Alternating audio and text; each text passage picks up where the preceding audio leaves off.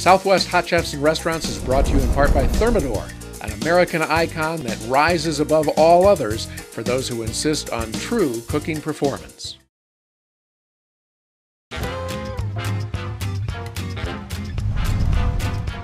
We're at Builder's Source Appliance Gallery in Albuquerque, and Chuck from Turtle Mountain Brewing Company has been sauteing over the break. I hope you went to southwesthotchefs.com and checked out the ingredients, and if you want to catch up, we've been sauteing the vegetables, pancetta, onions. Prosciutto, sorry. And what are the other ingredients, because I can't remember? Shallots, roasted garlic, tomatoes, poblanos.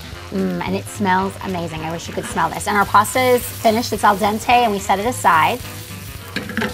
And so what's the next step? What are we waiting for? What are we doing now? We can tell now that all the vegetables are tender. The poblanos, you might say, are a little undercooked still. They're still a little crispy, but that's fine because they're still going to cook in the rest of the sauce. Okay. So they should have plenty of time to soften. I had you try one of the poblanos during the break. Yes, and they're yummy. She said they're a little mild, so what I'm going to do is add a little white pepper because I want a little bit of spice on here. I don't want spicy, but just a flavor. Touch of flavor, exactly. And you use poblanos rather than green chili in the restaurant because the added flavor, kind of the New Mexico thing. It's unique, it's New Mexican, and green bell peppers are cliche. Yeah. You're above that, right? Exactly. And we're working in a Thermador kitchen today, and this kitchen, unlike, I mean, a lot of brands offer rebates, but Thermador offers the most. You can get $5,000 back on a kitchen like this. And it's been fun working in Thermador today, I think. I love these star burners. Yeah. They burn clean and hot and evenly. And what I'm doing is I'm going to deglaze this pan with some white wine. So I learned that deglazing means you're getting the good stuff off the pan to use it in the sauce, right? For lack of a better, you explain it. And you can hear right away it quieted. Yeah. All the sizzling going on, yeah. It just got lifted into that wine. So I'm going to go ahead and turn the heat up a little bit. That's a lot like what I said, right? Right. It was similar. I'm going to turn the heat up a little bit to cook some of this wine off so it starts to boil a little bit. Okay. Because I don't want a watery sauce. Right. When I melt the butter in, I want it to be creamy. How do you know when it's deglazed? Like you look for all those bubbles to disappear, or? I'm actually just looking for it to thin out a little bit. Actually, it's already cooked off enough that I think I can go ahead and proceed with our next step. Right on. Like I said, we're making a butter wine sauce. We got the wine. Yep. We're missing the butter. Now you guys are known for your beer. So what kind of beer would you pair with this dish? Probably a lighter beer, like a Pilsner. Okay.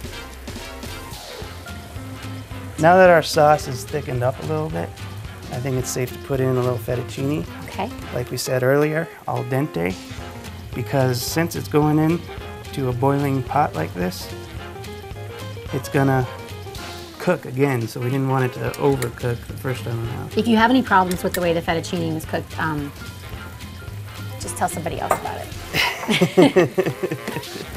we have a special line you can call. As I said, you did a great job on the fettuccine. I'm not seeing any clumps. You're not seeing any clumps? Yay!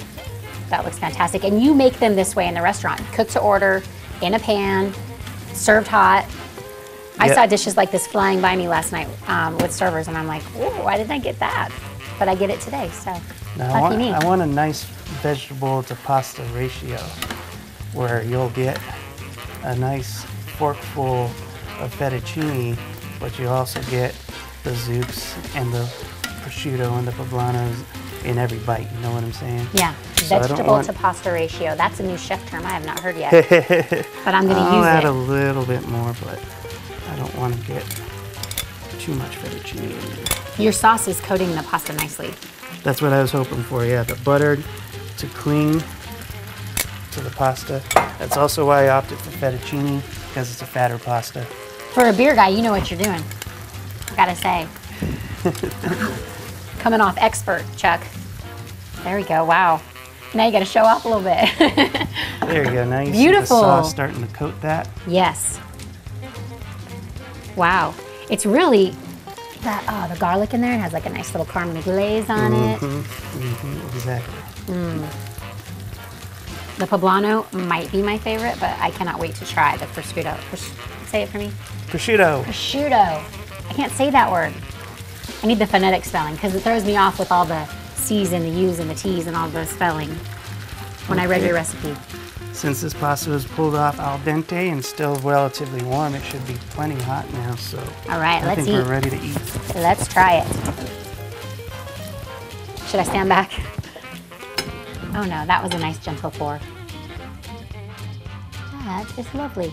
And I'm just gonna garnish it with some shredded parm Even more lovely. and chives. I'm always waiting in the wings with a fork. Have at it. You have a fork too if you want to try some.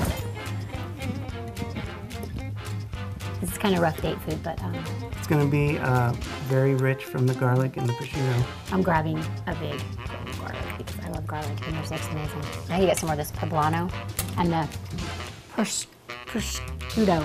I could have gone with more white pepper, honestly. No way. You nailed it. That is so good. I only do this once a season, but I'll see you later.